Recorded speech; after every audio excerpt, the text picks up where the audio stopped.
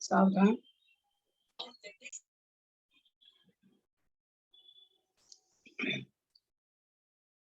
ओकारं बिंदु संयुक्तं नित्यं ध्यायन्ति योगिनः कामदं मोक्षदं चैव ओंकाराय नमो नमः।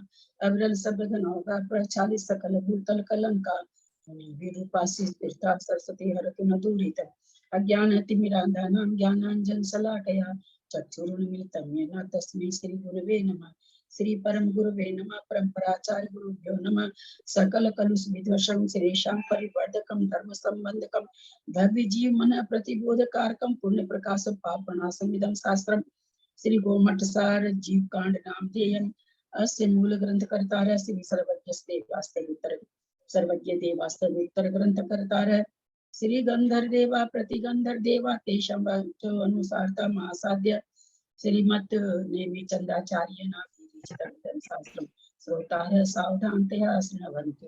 मंगलम भगवान वीरो मंगलम गौतमो गनि मंगलम कुंद कुंदादो जैन धर्मोस्तु मंगलम सर्वमंगल मांगल्यम सर्वकल्याणकारकम प्रधानम सर्वधर्मानां जैनम जयतु शासनम जैनम जयतु शासनम जैनम जयतु शासनम। सरस्वती नमस्तुभ्यं वरदे कामरूपिणी विद्यारंभं करिष्यामि सिद्धिर्भवतु मे सदा। द्वादशांग जिनवानी माता की जय। परम मांगलिक ग्रंथ गोमठ सार जी जीव कांड जी की जय। नेमी चंद्र आचार्य की जय। रत्नचंद्र मुख्तार जी की जय।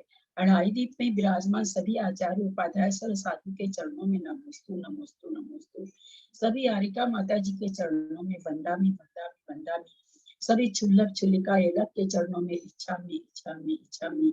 सभी प्रतिमाधारी के चरणों में ग्रुप में विराजमान अंजना जी के चरणों में वंदना वंदना वंदना। पूज्य बाबूजी नेमीचंद भाई साहब उमराव भाभी सबका सादर चरण और भी जो बड़े जन हैं सबका सादर चरण स्पर्श सभी से सादर जय जिनेन्द्र। हम लोग गोमठ सार जी जीव कांड जी का स्वाध्याय कर रहे हैं। स्वाध्याय करते हुए हमने 4 मार्गणाओं में जीवों के परिणाम जीवों के भाव आदि को जाना, जीवों की संख्या आदि को जाना। अब वेद मार्गणा चल रही है। यूं तो वेद मार्गणा बहुत हल्की है और मार्गणा से, परंतु ये एक ऐसी मार्गणा है ग्रंथ का ग्रंथ का मंगलाचरण नहीं हुआ। अच्छा एक मिनट।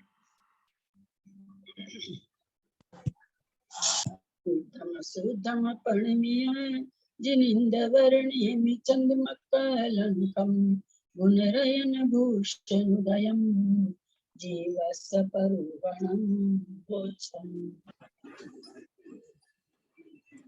परंतु इस हाँ क्या बोल रहे हैं? परंतु वेद मार्गणा यद्यपि और मार्गणाओं से पढ़ने में हमारे लिए थोड़ी इजी है, बहुत कुछ हम पहले से जानते हैं। लेकिन ये वेद मार्गणा ऐसी है जो हमारे अस्तित्व कितना बहुमूल्य है। यद्यपि हम स्त्री पर्याय में हैं, स्त्री पर्याय होते हुए भी हम कितने बहुमूल्य हैं इसकी भाव भाषणा कराने वाला है। पुरुष तो है ही है, पुरुष के लिए तो कुछ कहना ही नहीं है, वो तो पर्याय है, उनकी उत्कृष्ट पर्याय है। लेकिन हम स्त्रियों को लगता है कि हमारी तो पर्याय हम बन नहीं सकते, क्या मोक्ष नहीं जा सकते, यह आदि से अथवा बहुत मायाचारी होती है, बहुत सारी चीजें हैं। इसको हम पढ़ के अपने होने पर भी गर्व कर पाएंगे, ऐसी ये मार्गणा है।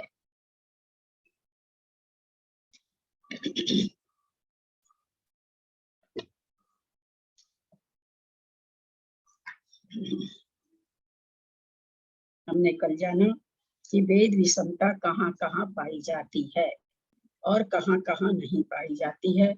तो पृथ्वी का एक, जल का एक, अग्नि का एक, वायु का एक, वनस्पति का एक, विकल त्रय भूमिया जीव देव नारकी असंख्यात वर्ष वाले, असंख्यात वर्ष की आयु वाले में यानी जो भोग भूमि के प्रतिभाग में भी जो जन्म लेते हुए सर्व मलेच्छ खंडों में उत्पन्न होने वाले मनुष्य त्रियंच, इनमें वेद वैषम्य नहीं पाया जाता है।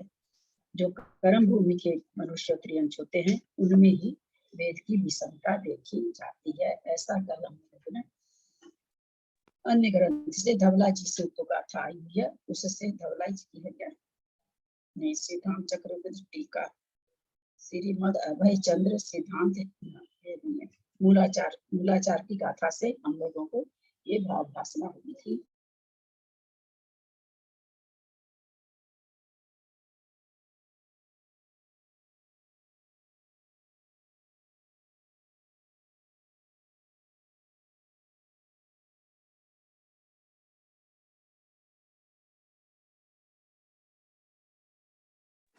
आवाज नहीं आ रही है बाबू, आवाज नहीं आ रही है।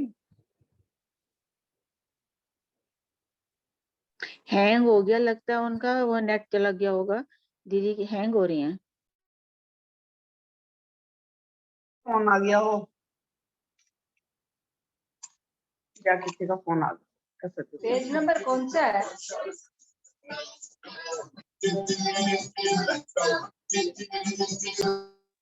मेरे में तो 351 है, लेकिन गाथा 273 है।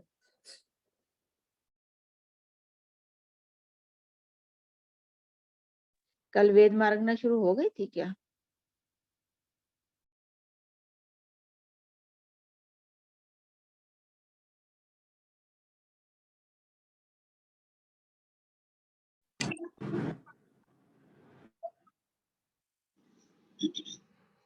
पुरुगुण भोगे से दे करो दिलो यम्मि पुरुगुणं गुणं कम्मं पुरु उत्तमो यजम्मा तम्मा सुवर्ण्यो पुरुषो। पुरुगुण भोगे से दे करो दिलो यम्मि पुरुगुणं कम्मं पुरु उत्तमो यजम्मा तम्मा सुवर्ण्यो पुरुषो। गाथा का उच्चारण करें। सुनीता जैन, दिल्ली। दीदी मेरे पास ग्रंथ नहीं है, मैं घर पर नहीं हूँ इस वक्त। अच्छा ठीक है। उषा करोगी क्या? उषा सेठी, कलकत्ता। नहीं, मेरे पास में जिनवानी कुछ नहीं है, मैं अपने पियर में आई हूँ। मैं संस्कृत में कर दूं क्या भाभी? संस्कृत कर दूं क्या? नहीं, पहले गाथा का उच्चारण करने दीजिए। चलिए जेठी भाई सब आप करिए। प्रणाम दीदी। पुरुगुण भोगे से दे। आप अपना मोबाइल ठीक करिए, उल्टे आ रहे हैं। गुण भोगे से दे करो दिलो यम्मि पुरुगुणम कम्मम पुरु उत्तमो यजम्मा तम्मा सौवन्यो पुरुषो। संस्कृत का करें। मैं कर रही भाई हूँ। आवाज आई दीदी? हाँ पुरुगुण आवाज आई दीदी भोगे, मेरी? हाँ हाँ आवाज आई थी। पुरुगुण भोगे सेते करोति लोके पुरुगुणं कर्मं पुरुरुत्तमश्च तस्मात् तस्मात् तस्मात् स वर्णितः पुरुषः। एक बार और करूं क्या? हाँ एक बार और करूं क्या? कर दीजिए। पुरुगुण भोगे सेते करोति लोके पुरुगुणं कर्मं पुरुरुत्तमश्च यस्मात् तस्मात् स वर्णितः पुरुषः। पुरु गुण भोदे भोगे। पुरु माने उत्तम, सेदे माने से धातु होता है, उसका मतलब कई तरह का होता है। प्राप्त करता है, भोगता है, सेवन करता है। तो कहते हैं उत्कृष्ट गुणों को जो प्राप्त होता है, पुरु भोगे उत्तम भोगों को जो भोगता है। सेदे का अर्थ भोगता भी हो जाएगा, सेवन करता भी हो जाएगा, प्राप्त करना भी होता है। तो पुरु गुण भोगे सेदे, पुरु माने उत्तम, गुण माने गुण, सेदे माने प्राप्त करता है। उत्तम गुणों को जो पुरुष पुरुष वेद की बात चल रही है, उत्तम गुणों को जो प्राप्त करता है। फिर कहते पुरु भोगे सेदे, उत्तम भोगों को जो भोगता है। करोदि करोदि लोयम्मि पुरु गुणम कम्मम। लोक लोयम्मि माने लोक में उत्तम गुणों के कार्य को करता है। करोदि करता है। लोक में पुरुष वेद वाला कैसा काम करता है? उत्तम गुण से सहित वाले कर्मों को करता है। पुरु उत्तमो यजम्मा तम्मा सो गणियो पुरुषो। उत्तम उत्तम होता है पुरु उत्तम। उत्तम जो उत्तम है, पुरु उत्तम माने पुरु माने उत्कृष्ट, यानी जो उत्तम है। पुरु उत्तमो जो उत्तम है। यह जम्मा तम्मा सो गणियो पुरुषो, जिसमें ये पाए जाते हैं।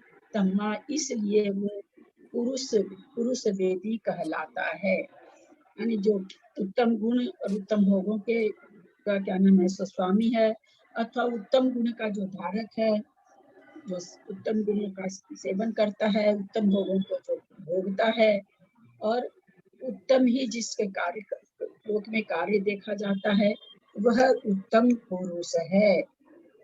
इस तरह से यहाँ पर पुरुष का व्याख्या करते हैं। या उत्तम, इसका एक अर्थ और हो जाए, उत्तम सेते पुरु गुण भोगे सेदे। उत्तम गुणों का जो स्वामी होता है, उत्तम इंद्रियादि भोगे सेदे भोग करता है। करोदी, और क्या है? करोदी से ले लिया जाएगा उत्तम पुरुषार्थ को, अर्थ धर्म अर्थ काम मोक्ष आदि पुरुषार्थ को करोदी माने करता है। लोयम्मि माने लोक में, पुरु गुण कम्मम, और उत्तम गुणों के कार्य को करता है। पुरु उत्तमो, उत्तम पद में जो, यानी पंच परमेष्ठी जो पद है, उस उत्तम परमेष्ठी पद में पुरु उत्तम माने उत्तम परमेष्ठी पद में जो उत्तम जो पद है उसको प्राप्त करता है। जम्मा जो तम्मा सो गणियो पुरुषो, ऐसे उसको पुरुष कहा गया है। पढ़िए इसका।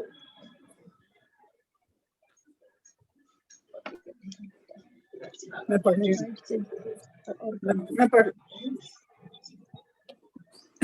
गाथार्थ जो पढ़ू ना दीदी?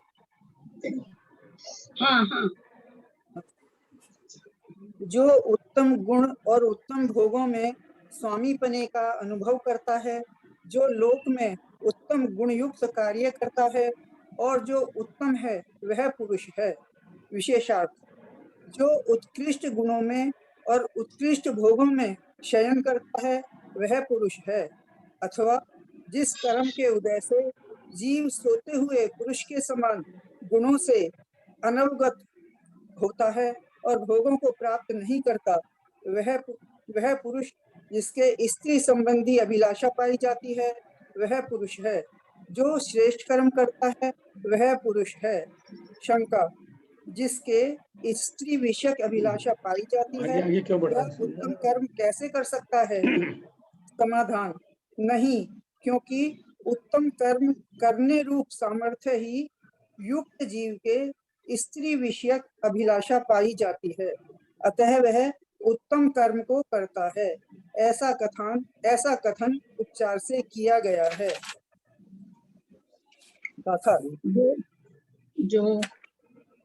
जो उत्कृष्ट गुणों में उत्कृष्ट भोगों में शयन करता है, से शब्द आया था सीधे, वह पुरुष है। अथवा जिस कर्म के उदय से जीव सोते हुए पुरुष के समान गुणों से अनअवगत होता है और भोगों में प्राप्त नहीं करता, वह पुरुष है।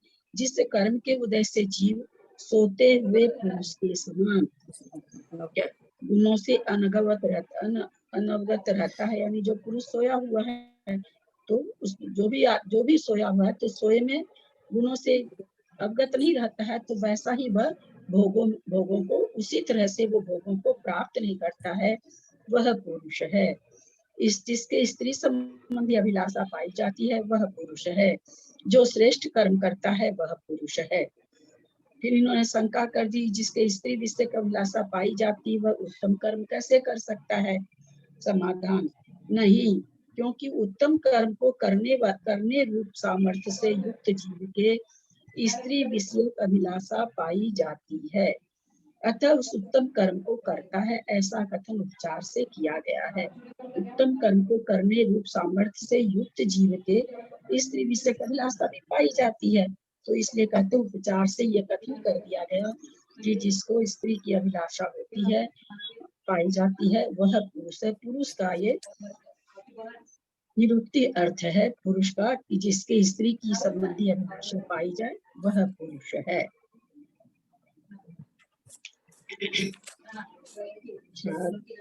छादयदि स्वयं दोषे न दोषादि परं दोषेन छादनशीला जम्मा तम्मा सर्वनियायिति।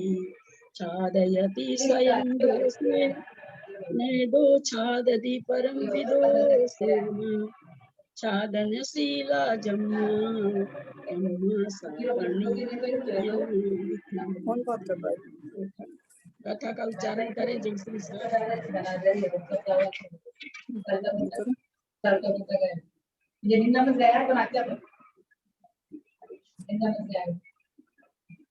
दीदी मैं करूं?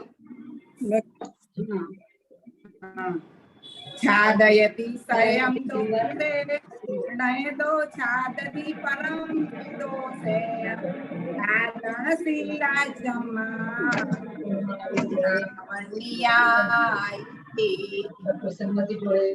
म्यूट करिए ना, जेठी भाई साहब का गुल्ला है क्या?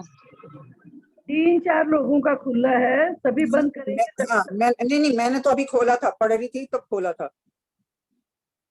त्रिशला जी संस्कृत की छाया पढ़िए।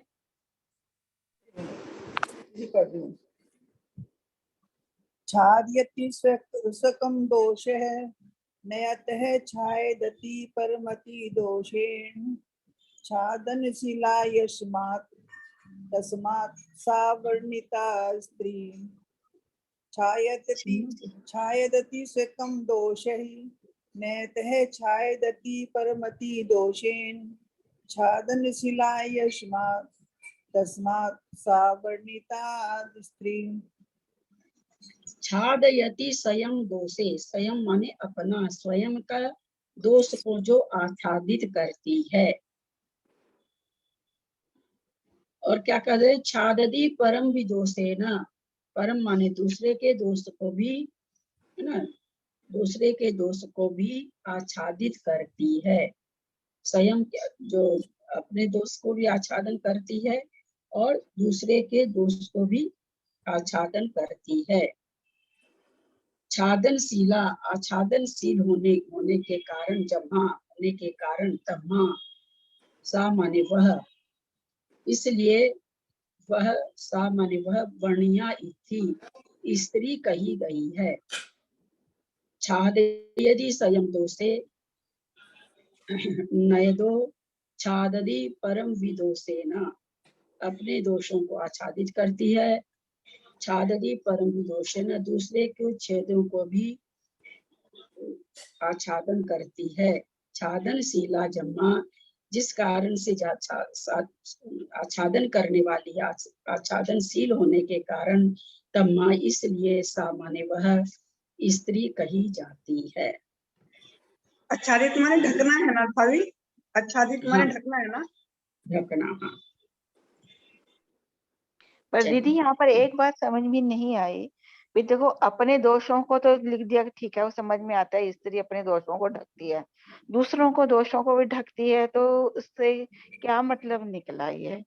देखिए टीका में क्या करें, अपने देखते नीचे। मैं पढ़ रही हूँ। हाँ पढ़िए। गाथार्थ, जो अपने दोषों से आच्छादित करती हैं और दूसरों को भी दोषों से आच्छादित करती है, आच्छादनशील होने के कारण वह स्त्री कही गई है। विशेषार्थ, जो दोषों से स्वयं अपने को भी और दूसरों को भी आच्छादित करती है वह स्त्री है। स्त्री रूप जो वेद है वह स्त्री वेद है। अथवा जो पुरुष की आकांक्षा करती है वह स्त्री है। इसका अर्थ पुरुष की चाह करने वाली होती है। जो अपने को स्त्री रूप अनुभव करता है वह स्त्री वेद है। स्त्री रूप वेद को स्त्री वेद कहते हैं। जो कोमल वचन, कटाक्ष रूप अवलोकन, अनुकूल परिवर्तन आदि द्वारा पुरुष को अपने बस में करके पाप क्रियाओं से दूषित करती है वह स्त्री है।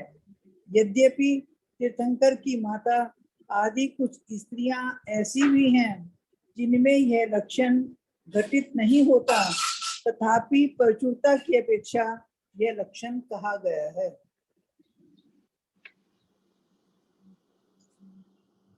इसमें कोई खास चीज समझने की नहीं है, सीधी सीधी भाषा है स्त्रियों के लिए। आगे की गाथा ले रहे हैं। निर्विथीणेव पुमं नहुंसो हुए उभयलिंग विदीरितो अठावगी समानग वेदक गर्भो कलुष चित्तो निर्विथीनेव पुमं नहुंसो उभयलिंग विदीरितो इठावगी समानग वेदन गर्वो कलुश्चित्तो। अथा को उच्चारण करिए निशा जी, दिल्ली।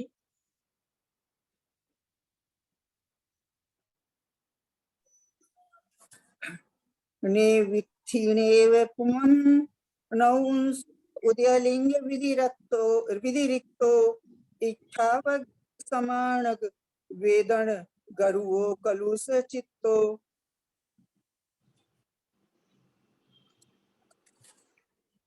संस्कृत छाया पढ़िए। मैं पढ़ रही हूँ। संस्कृत छाया पढ़ लेना, तो आप आवाज पढ़ लेना। नैव स्त्री नैव पुमान नपुंसक उभयलिंग व्यतिरिक्तः इष्टापाकाग्नि समानक वेदना गुरुकः कलुश्चितः। नैव स्त्री नैव पुमान नपुंसक उभयलिंगा व्यतिरिक्तः इष्टापाकाग्नि समानक वेदना गुरुकः कलुश्चितः। नेव इथि नेव पुमं, नेव इथि न तो स्त्री, नेव पुमं न पुरुष, न तो स्त्री न पुरुष, नपुंसको नपुंसक है, न स्त्री है न पुरुष है, नपुंसक कैसे बोलते हैं? उभय लिंग विधिरिक्तो, उभय माने उभय, उभय लिंग से रहित, विधिरिक्तो माने रहित नपुंसक लिंग है। न तो स्त्री वेद है न पुरुष वेद है, दोनों लिंग से रहित नपुंसक वेद है। इठाव अग्नि समानग वेदन गर्भो। इठन जो भट्ठा लगता है ईटा वगैरह का, उसको कहते हैं। तो आवा की अग्नि माने अग्नि के समान, वेदन गर्वो अत्यंत तीव्र वेदना को, है ना, कलुष चित्तो, और वेदना से जिसका कलुष चित्त है, दूषित है, वह नपुंसक वेद है। एक बार फिर देख लें। नेव इथि न तो स्त्री, नेव पुमं न पुरुष, नपुंसको नपुंसक, उभय लिंग विधिरिक्तो, उभय माने उभय, उभय लिंग से विधिरिक्तो माने रहित, पुरुष वेद स्त्री वेद दोनों वेदों से रहित नपुंसक वेद है। और वह कैसा है?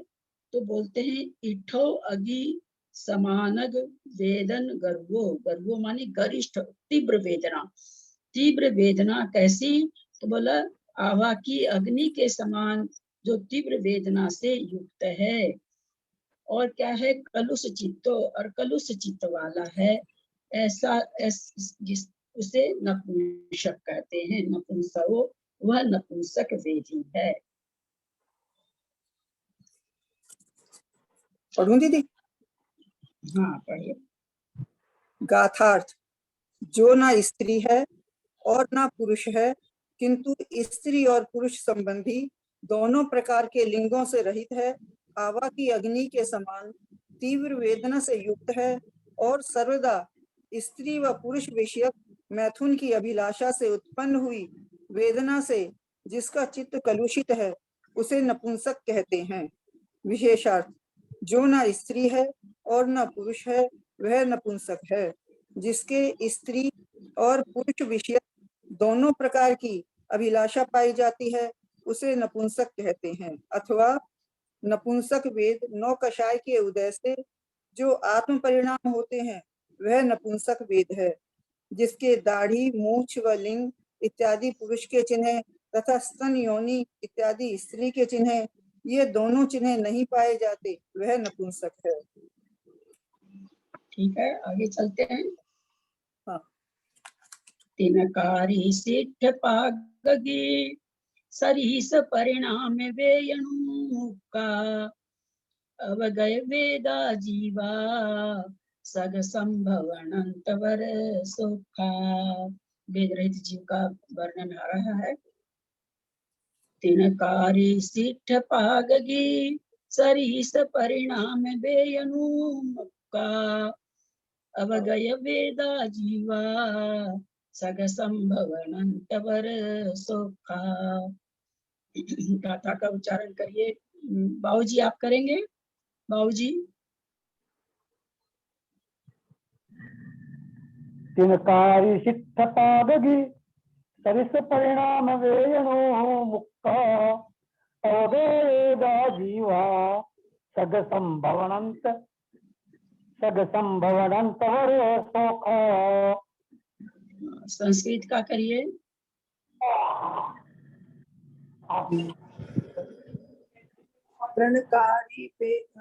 तृणकारी श्रेष्ठ पाकाग्नि सत्रश परिणाम वेदनोन्मुक्तः अपगत वेदा जीवा स्वक संभवनानंतर सोख्या। तृणकारी। हाँ बोलिए बोलिए। तृणकारी श्रेष्ठ पाकाग्नि सत्रश परिणाम वेदनोन्मुक्तः अपगत वेदा जीवा स्वक संभवनांतर वर सोख्या।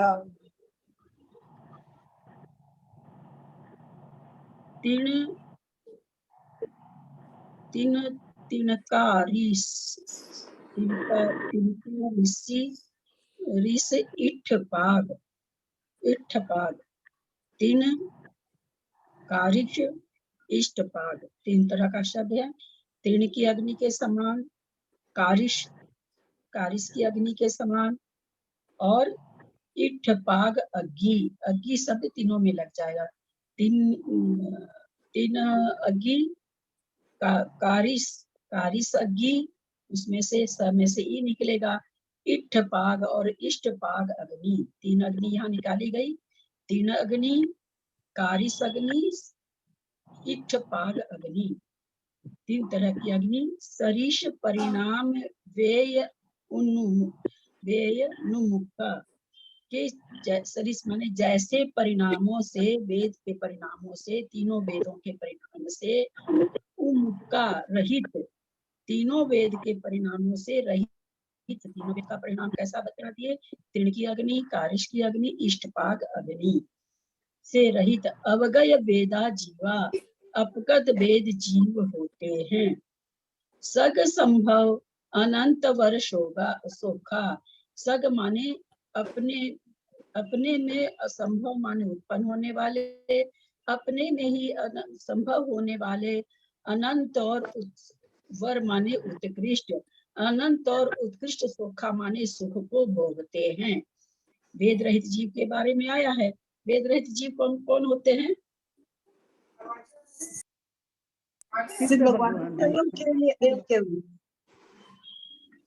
वेद रहित जीव कौन से होते? बाबूजी वेद रहित जीव कौन से होते हैं?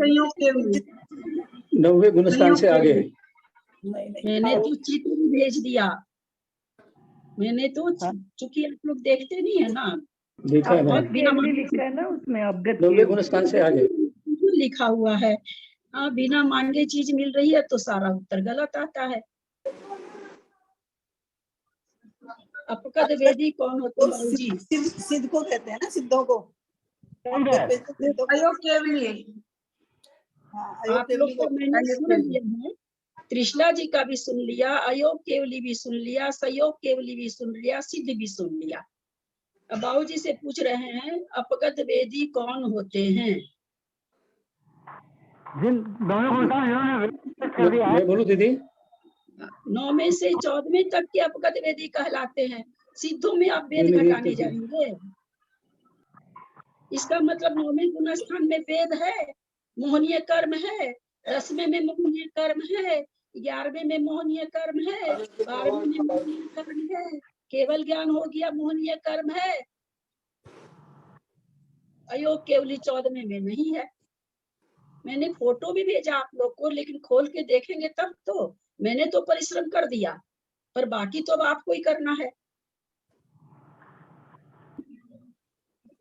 मैंने वही इतनी जवाब बड़ी दिया। फोटो उसने भेजी हुई, और फिर खुद का भी दिमाग लगाना चाहिए कि 9वें गुण स्थान में बंद खत्म हो जाता है वेद मोहनीय कर्म, जो चारित्र मोहनी दर्शन मोहनी है, लास्ट उसका 10वां गुण स्थान है।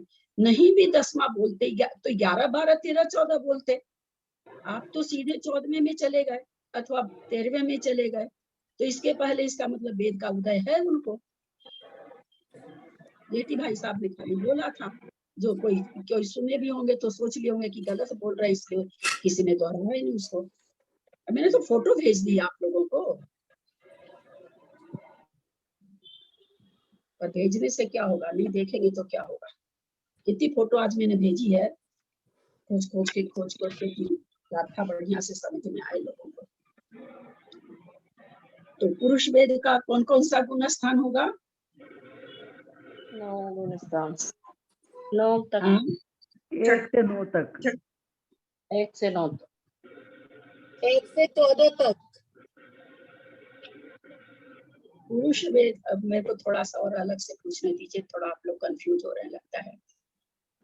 पुरुष वेद का द्रव्य से कौन कौन सा गुण स्थान होगा, भाव से कौन कौन सा गुण स्थान होगा? द्रव्य से 14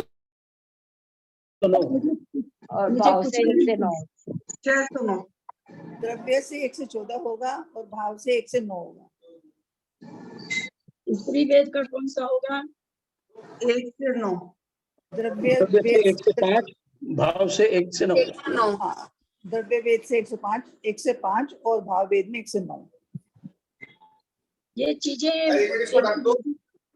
एक मिनट, ये चीजें टेबल भेजी गई तब आपके दिमाग में आ रही है, अन्यथा तो आप बोलते नहीं कुछ भी, बिल्कुल नहीं बोलते आप लोग, जबकि बहुत बार पढ़ाया जा चुका और बहुत सिंपल कथन है।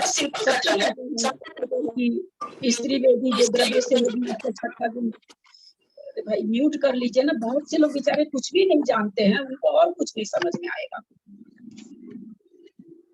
जैकी जी आप भी म्यूट करिए, सुमन जी आप भी म्यूट करिए।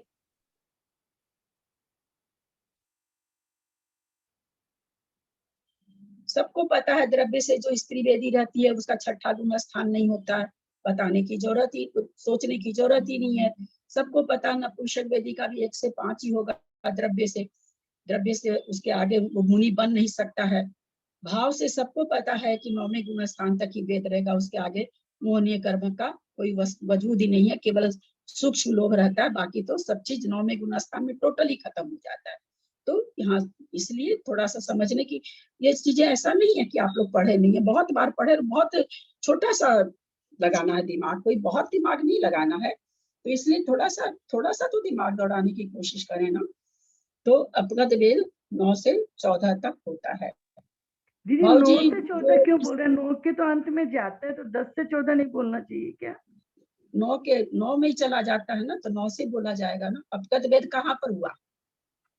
आप कल गुण क्या नाम है सो ज्ञानोदय में हम और आप मंदिर में मिले, मैं अपने घर आ गई, आप अपने घर चले गए, आपके हस्बैंड ने पूछा ललिता जी कहाँ पर थी, बोला मंदिर में मिले थे। अब उसके बाद तो नहीं है, आप अलग है, मैं अलग हूँ, तो वेद तो वहीं पर खत्म हो गया ना, तो स्थान तो वही कहलाएगा ना, 10वां थोड़ी कहलाएगा। अच्छा ठीक है। हाँ। और क्या बोल रही थी? हाँ बाबूजी, कोई स्त्री वेदी नौवे गुण स्थान में पहुंच रहा है। खूब ध्यान से सुनिएगा, मैं प्रश्न को बहुत ही साफ तरीके से बोलती हूँ कि आप लोगों के पकड़ में आ सके बात, क्योंकि हम सब ने जाना है कि तीनों वेद से मोक्ष होता है, भाव वेद से। द्रव्य वेद तो 5वें गुण स्थान के आगे 2 वेद पाया ही नहीं जाता, तो उसकी तो बात ही नहीं होती है। वैसे भी मोक्ष की जहाँ बात चलती वहाँ भाव वेद ही चलता है। तो 9वें गुण स्थान में कोई स्त्री वेद से आ रहा है, उसको कौन से वेद का बंध होगा? स्त्री वेद का बंध होगा। अच्छा ठीक, और नहीं बोलिएगा, सुन लिया मैंने, इसलिए एकदम अपने को म्यूट कर लीजिए। जो भी बोलते एक बार मेरे को आवाज आ जाती है ना, बार बार नहीं बोलिएगा। बाबूजी, कोई स्त्री वेद से चढ़ रहा है, स्त्री वेदी भाव से। स्त्री वेदी 9वें गुण स्थान में प्रवेश कर रहा है। उस समय उसको किस वेद का उदय होगा, किसका बंध होगा, किसका सत्व होगा? अपने को सब म्यूट करें।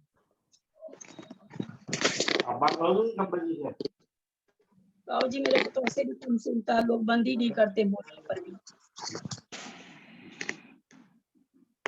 मेरे को तो ऐसे भी बहुत कम सुनता है। तो जीडी सेठी जी कौन है भाई? थोड़ा सा उपयोग लगाइए। हाँ बाबूजी,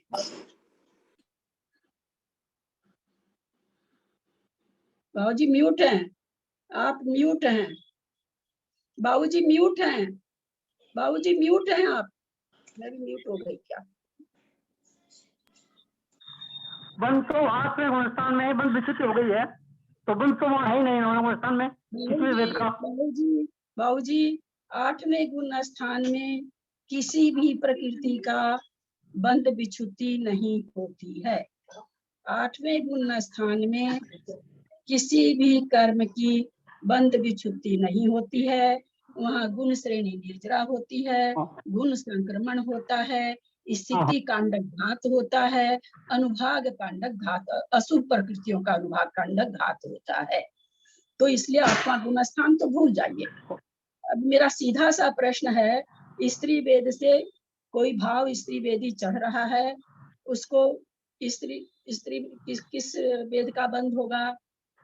एक उत्तर आया, स्त्री वेद का बंध होगा। अब आप लोगों को उत्तर चाहिए हमको। अभी मैं बता रही हूँ, ना उसे स्त्री वेद का बंध नहीं होगा, ना उदय होगा। अगर सत्ता रहेगी 14वें गुण स्थान तक, तो स्त्री वेद की सत्ता रहेगी, मुझे ऐसा लगता है।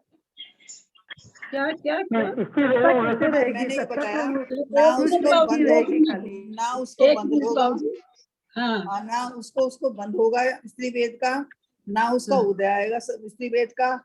उसको सत्ता रहेगी 14वें गुण स्थान तक, क्योंकि स्त्री वेद से मोक्ष हो जाता है भाव वेद से। 14वें गुण स्थान तक स्त्री वेद का सत्व रहेगा। मेरी अम्मा, कितना उपसम श्रेणी में समझाया, बाप रे बाप। चलिए ठीक है, बाबूजी बोलिए। हम हैरत करते हैं आप लोग का उत्तर सुन के यार, परेशान हूँ कि मैं कैसे पढ़ाऊं आप लोग को। पिछले म्यूट कर लें, अब म्यूट कर लें, एक बार बोलने के बाद सब कोई अपने को म्यूट करते जाए। बाबूजी आप बोलिए। तो पुरुष वेद का ही रहेगा। बाबूजी आप बोलिए। प्रथम गुणस्थान नपुंसक वेद का, और जो दूसरे गुणस्थान है स्त्री वेद का बंध विच्युति हो जाती है। पहले गुणस्थान दूसरे गुणस्थान दोनों वेद खत्म चले गए। हाँ, तो इसलिए तो 9वें गुण स्थान में स्त्री वेद के साथ कोई चढ़ रहा है, तो उसको किस वेद का बंध होगा? मैं बताऊं दोबारा? आप दोबारा नहीं, चौथा बताइएगा, पर आप एकदम चुप रहिए ना। जब किसी बड़े आदमी से पूछ रहे हैं ना, तो थोड़ा सा देर चुप हो जाइए। कल से पूछा जा रहा है यह प्रश्न, 3 दिन से पूछा जा रहा है।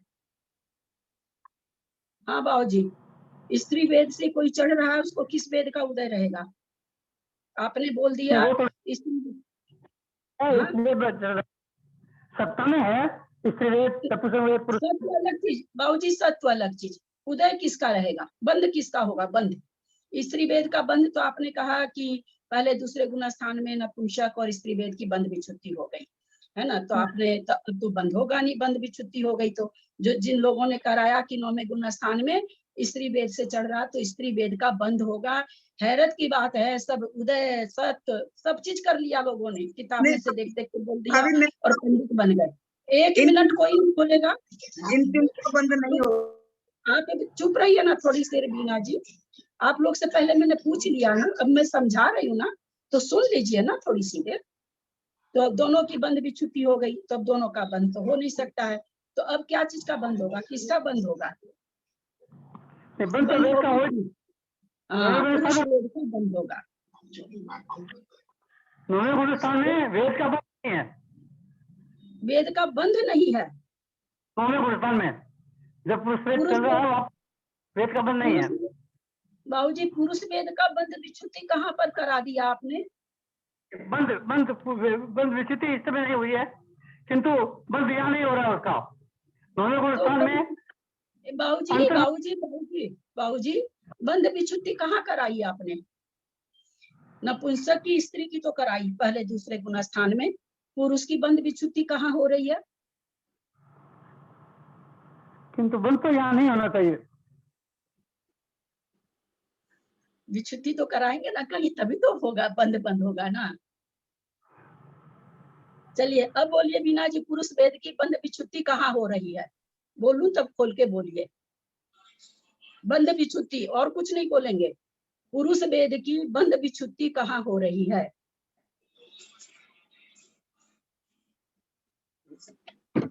जय श्री जी, मैंने आपका हाथ देखा है। तो जो है इसमें मैं आपसे बाद में पूछूं, केवल एक आंसर, बंध विच्छुति कहाँ हो रही है, बस केवल एक आंसर कि यहाँ हो रही है, बस उसके अलावा और कुछ नहीं।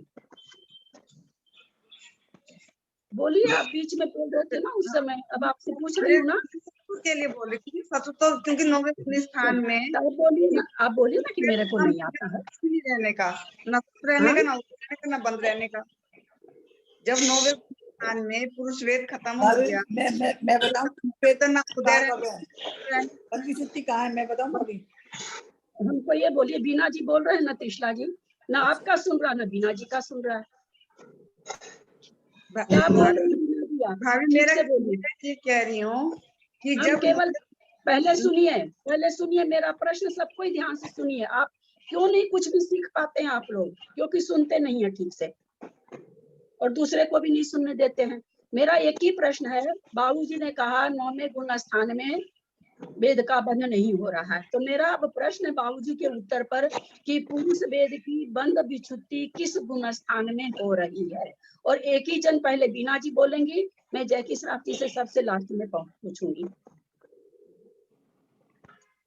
प्रीति है, कई लोग हैं, प्रीति है, जय की श्रावती जी है, और भी कोई है। अरे आता है तो हाँ बोलिए, नहीं आता तो ना बोलिए। भाभी जब 9वें गुण स्थान में वेद खत्म हो गया तो इसका सत्व और उदय होने का ही नहीं। बीना जी अपने को म्यूट करें आप। इतना समझाने के बाद आपका ऐसा उत्तर, हम क्या करें कि खाली बोलिए बंद विच्छुति कहाँ हो रही है? यही कारण है ना कि सब कोई कंफ्यूज होते हैं। बार बार करेंगे, एक ही उत्तर दीजिए कि कहाँ बंद विच्छुति हो रही है। चलिए आप अपने को म्यूट करिए। चलिए प्रीति, पुरुष वेद की बंध विच्छुति किस गुण स्थान में हो रही है? 9वें गुण स्थान में होगी बंध विच्छुति। 9वें गुण स्थान तक बाबूजी वेद का बंध नहीं कराएंगे, तब तो फिर बंध मोहनीय कर्म का बंध खत्म हो गया। 9वें गुण स्थान के 6ठे भाग तक हो रहा, नवक प्रबद्ध आया वहां पर बाबूजी, वो पूरा 6 भी नहीं होता है, थोड़ा सा जो तुरंत का बंधा हुआ रहता है वह संजलन क्रोध के साथ जाता है बाबूजी। 9वें गुण स्थान तक बंद हो रहा है पुरुष वेद का। हाँ बाबूजी कुछ बोल रहे हैं आप? बाबूजी आप म्यूट हैं। हमारा काल फिर कौन सा होगा? हाँ हमारा काल उसका काल कैसे रहेगा? अंतर्मुख आबादा काल होता है ना, आबादा। हाँ वही तो मैं कह रही हूँ। हाँ बिल्कुल बाबूजी, वही मैंने कहा ना कि पुरुष वेद का बंध, जैसे मान लीजिए 8:01 समय पर पुरुष वेद का बंध रुक गया, लेकिन 8:01 समय तक उसने बांधा है, वो एक और उसके बाद पुरुष वेद की हो रही है बंध विच्छुति। लेकिन अभी जो 8:01 समय पर बांधा था उसको कहा जाता है नवक समय प्रबद्ध, यानी जो नया समय में बंधा है। आप लोग को त्रिशला जी वगैरह सबको याद आ गया होगा, उपसम श्रेणी में खूब समझाया गया था, खूब समझाया गया था। उत्तर की ऐसी हमको उम्मीद नहीं थी आप लोगों से, क्योंकि मैंने बहुत समझाया था। केसी भाई साहब के अनुग्रह पर 3-4 दिन तक आप लोगों को, मैंने बाबूजी को भी उस समय लिखा था कि बाबूजी आप आके क्लास अटेंड करिए, बहुत अच्छी 2-3 दिन में व्याख्या करने वाली हूँ। बाबूजी नहीं कर पाए थे। तो वो जो नवक समय प्रबद्ध है बाबूजी, क्योंकि एक आवली तक उदय में नहीं आ सकता है, तो वो एक आवली के बाद आए, वो एक आवली के बाद आएगा, पूरा खिर जाएगा और जो नया बंधा हुआ रहेगा वो एक आवली के बाद आएगा। उसके बाद संगलन क्रोध का क्षय होगा। अच्छा, और तो नौ वर्षा शुरुआत में बंद है, इसका मतलब 9 वर्षा के शुरुआत में बंद है। हाँ, पूरा आधा समय तक बंद है, ये भी नहीं कि घुसते तक बंद है, बाद में, क्योंकि पहले 16 प्रकृति जाती है, अप्रत्याख्यानावरण जाती है, प्रत्याख्यानावरण जाता है, नपुंसक वेद जाता है, स्त्री वेद जाता है, ऐसे करके उसका है। तो छठे भाग में जाकर के होता है उसका। अच्छा, अब बोलिए स्त्री वेद से जो चढ़ रहा है, तो यहाँ पर तो बात हो गई कि उसको वहां पर पुरुष वेद का बंध होगा। अब बाबूजी उदय किस वेद का होगा? कोई स्त्री वेद से चढ़ रहा है, जिसको पूछूं पहले उनको उत्तर देने दीजिए, फिर मैं सबसे पूछ लेती हूँ ना, सबसे पूछूंगी बिल्कुल, क्योंकि ये बार बार इतनी बार समझाने के बाद भी नहीं आप लोगों को याद रह पा रहा है, मैं नहीं जानती क्या कारण है। तो स्त्री वेद से कोई अगर चढ़ रहा बाबूजी, उसको उस समय उदय किसका आएगा? नपुंसक वेद का, पुरुष वेद का, स्त्री वेद का, किसका आएगा? कौन हाँ? स्त्री वेद से कोई श्रेणी चढ़ रहा है, तो बाकी दोनों आ रहा है। हाँ, तो उसको दोनों का उदय आ रहा है। जब स्त्री वेद से चल रहा है तब पुरुष वेद का दोनों का उदय आ रहा है।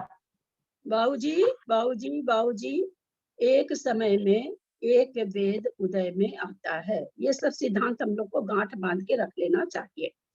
तो इसलिए आप एक ही का बताएंगे।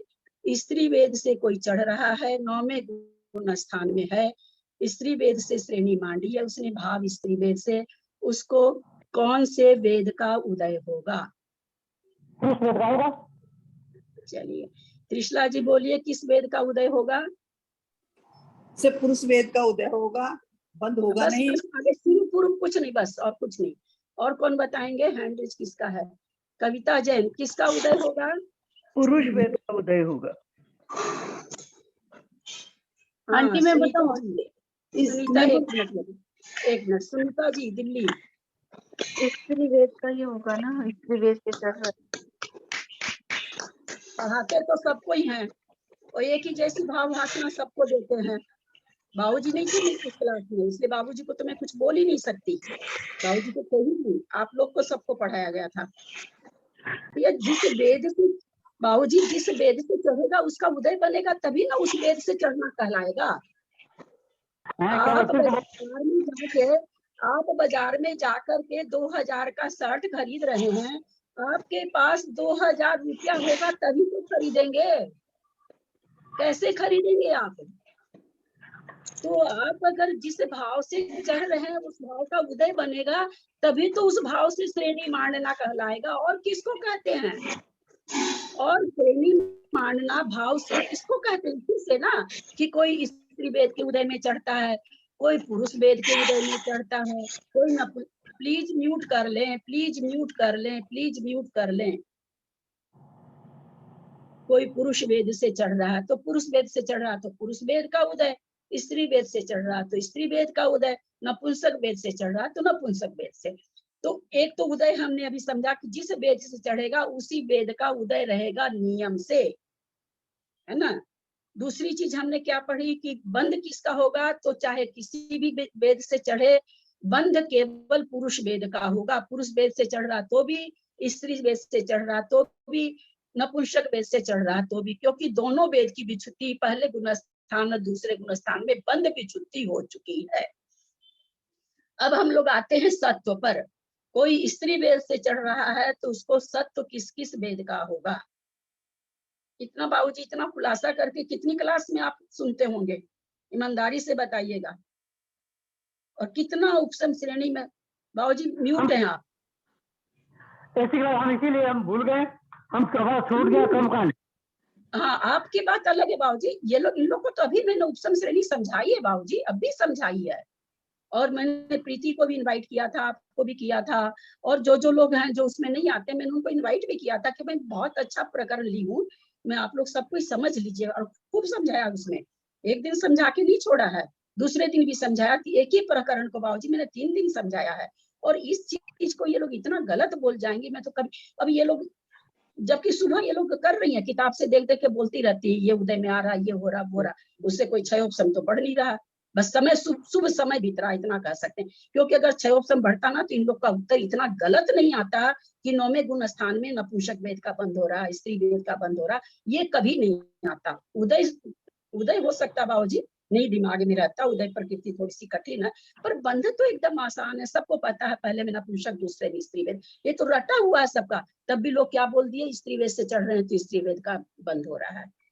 ये देखिए विडम्बना, देखिए आप, इतना खोल कर। मैंने प्रणमेश सागर जी की क्लास, विकास भैया की क्लास, कोई दोबारा तिबारा कुछ नहीं बोलते हैं।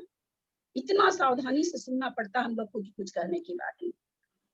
अब हमको बताइए, जो स्त्री वेद से चढ़ रहा है उसको सत्व किस वेद का होगा? सिर्फ पुरुष वेद का ही होगा। ठीक है कविता जी, म्यूट कर लें। बाबूजी किसका सत्व होगा वहां पर? सत्व किसका है? अभी जब पुरुष वेद से बाकी दोनों का सत्य है, अभी स्त्री वेद का भी है, नपुंसक वेद का भी है, दोनों का सत्य है। मतलब कितने वेद का सत्य है, कितने वेद के सत्य है, इससे चढ़ा है, तो बाकी दोनों का सत्य है। मैं समझ नहीं पाई बाबूजी, सत्व किसका है, कितने वेद का है? तीनों का तो सत्य है ना, स्त्री वेद का तो है ही। हाँ ठीक है बाबूजी, किसी का भी हो सकता है, हमको बस इतना समझ में आ गया। हाँ चलिए, अब बोलिए, हैंड्रेज किसका? त्रिशला जी किसका सत्व होगा? पुरुष वेद का।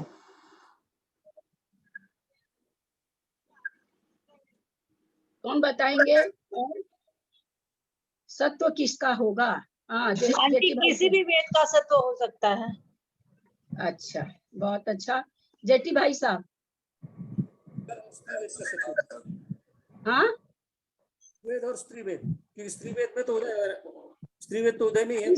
का 1 मिनट, आप उत्तर आपका मैं समझ नहीं पा रही हूँ कि आप क्या देना चाह रहे हैं। मेरा प्रश्न है, कोई स्त्री वेद से चढ़ रहा है, उसके कितने वेद का सत्व होगा? 2 वेद का, पुरुष वेद और स्त्री वेद। हमको ये बताइए, जो 16 प्रकृति की सत्व विच्युति कर रहे हैं, फिर प्रत्याख्यान की कर रहे हैं, प्रत्याख्यान की कर रहे हैं, उसके बाद नपुंसक वेद की कर रहे हैं, तो क्या कर रहे हैं वहां पर? नपुंसक वेद का बंध विच्युति पहले हो गई, हाँ, उदय अपने अलग समझ लिए, वहां पर जो विच्युति हो रही, वो क्या हो रही है? इतनी हल्की चीज क्यों नहीं बता पा रहे हैं आप लोग? तीनों वेद पढ़े हैं वहां पर सत्ता में। नहीं, ये तो पहले नपुंसक वेद की सत्व विच्युति होगी, फिर पुरुष वेद की, स्त्री वेद की होगी, उसके बाद जाकर के पुरुष वेद की सत्व विच्युति होगी। सत्ता कहाँ चली गई वेदों की? कहाँ पर गमाया? केवल नरक आयु की विच्युति होती है, उदय सत्व विच्युति, अगर सत्व बनता ही नहीं है, लेकिन नरक आयु, त्रियंच आयु, और अगर उपसम श्रेणी है तो देवायु भी, नहीं तो बस मनुष्य आयु केवल रहती है। सत्ता विच्युति तो होती ही नहीं है कहीं भी। मोहनीय कर्म की सत्ता विच्युति आप कहाँ करा दिए? मोहनीय कर्म की सत्ता विच्युति होने का मतलब 10वां गुण स्थान। और हमको बहुत तकलीफ है कविता जी के लिए, दोबारा कर्मकांड जी पढ़ रही हैं और इतना छोटे प्रश्नों का उत्तर नहीं देते हैं, तो पढ़ने से इसीलिए कभी भी 4-5 क्लास नहीं करनी चाहिए। आज बहुत से लोग एक क्लास कर रहे हैं, तो क्या बढ़िया हम देख रहे हैं। अन्य जैसे हमारे नीलू दीदी की क्लास है, एक ही क्लास वो जी वगैरह कर रही, क्या बढ़िया। जबकि नीलू दीदी का समझाने का तरीका कुछ ऐसा है कि मतलब मैं भी बहुत जगह गच्चा खा जाती हूँ, लेकिन वो एकदम समझ रही है। हम लोग क्या हो रहा है, कुछ भी वही चीज है, कर्म कांड वाली चीज पूछी जा रही है। न कर्म कांड ठीक, न कर्णानुयोग ठीक, न जीव कांड ठीक, न जनरल नॉलेज ठीक।